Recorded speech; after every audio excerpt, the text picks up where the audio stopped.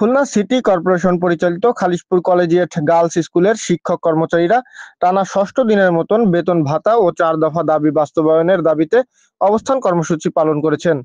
মঙ্গলবার দুপুরে বিদ্যালয় প্রাঙ্গণ থেকে তারা দাবি সম্মিলিত প্লাকার্ড হাতে প্রতীক ভুখা মিছিল বের করেন। মিছিল শেষে অনুষ্ঠিত হয় সংক্ষিপ্ত সমাবেশে বক্তব্য রাখেন সহকারী শিক্ষক এস.এম. উজ্জ্বল। আছে এখনো আমরা চলমান রেখেছি, কারণ হচ্ছে যে এখনো পর্যন্ত আমরা আমাদের যে অধিকারগুলো, যে দাবিগুলো আমরা করেছিলাম 4 দফা দাবি, সেগুলোর প্রাপ্তির ব্যাপারে কোনো নিশ্চয়তা পাইনি। সাধারণ আছে, মিটিং আছে, স্যারের বুধবারে মিটিং আছে। আমরা মিটিং এর সিদ্ধান্ত না দেখার আগ পর্যন্ত আমরা এই অবস্থান কর্মসূচি উঠিয়ে নিব না।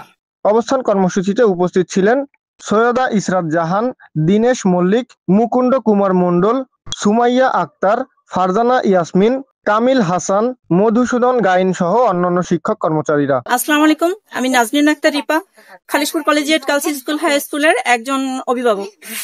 আমি এখানে আজ কথা বলতে এসেছি আমাদের প্রাণের প্রিয় শিক্ষকরা গত 6 দিন যাবত এখানে যে কর্মসূচি পালন করছে, তাতে যে শুধুমাত্র তারা ভুক্তভোগী তা না, এখানে সবচেয়ে বেশি ভুক্তভোগী আমি মনে করি আমাদের বাচ্চারা। আমাদের বাচ্চাদের সামনে বার্ষিক পরীক্ষা, সামনে বৃত্তি পরীক্ষা এবং এসএসসি পরীক্ষা। এই সময় যদি এভাবে স্কুলের কর্মসূচি পালনের জন্য তাদের ক্লাস বন্ধ থাকে, তাহলে প্রশাসন প্লাস আমাদের শিক্ষকদের মাঝামাঝি আমি মনে করি সবচেয়ে বেশি ক্ষতিগ্রস্ত হচ্ছে আমাদের শিশুরা। তো আমাদের শিশুদের এই ভবিষ্যৎ নিয়ে সিনেমিনি খেলার অধিকার কারণ নেই বলে আমি মনে করি। জানি না আপনারা কতটা আমার সাথে সমর্থন দেবেন।